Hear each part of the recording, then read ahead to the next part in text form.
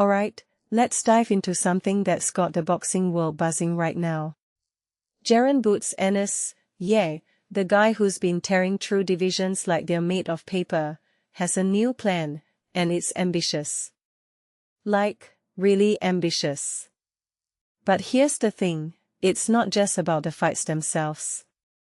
It's about what this says about Ennis, the sport, and where boxing's headed. So, let's break it down. First off, the hook. Ennis is eyeing not one, but two massive fights to become the undisputed super-welterweight champion. Josh Kelly, then Sebastian Fundora. Sounds straightforward, right? Wrong.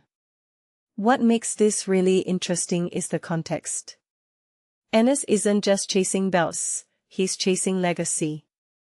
And that's a word you don't hear enough in boxing these days. Personally, I think this is Ennis' way of saying, I'm not here to play it safe. I'm here to make history. Now, let's talk about the fights themselves. Josh Kelly.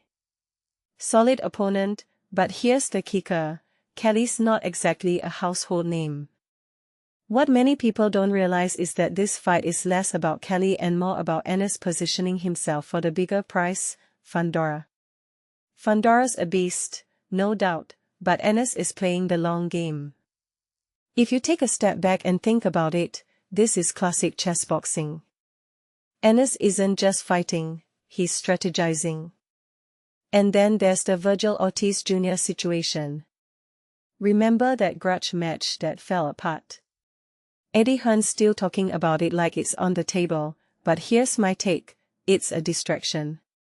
A detail I find fascinating is how Hearn keeps bringing up Ortiz while simultaneously pushing Ennis toward undisputed glory. What this really suggests is that Ortiz is plan B, or maybe even plan C, Ennis' focus is on the belts, not the drama. But let's not sleep on the bigger picture here. Boxing's been starving for undisputed champions.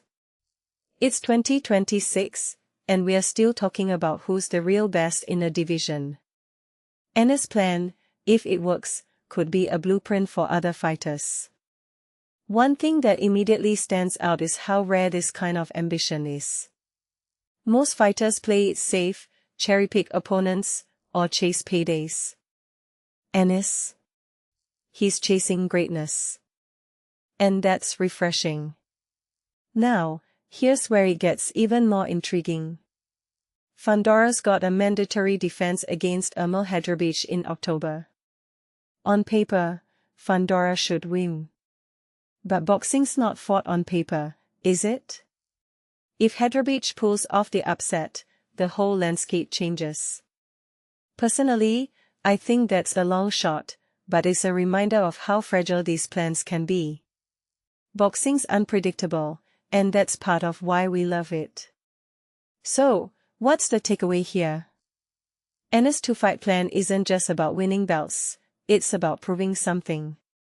Proving he's the best, proving he's willing to take risks, and proving that boxing still has room for fighters who care about legacy over everything else.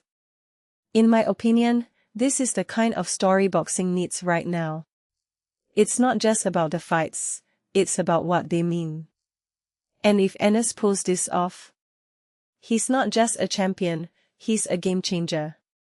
But here's the question I'll leave you with, what if he doesn't?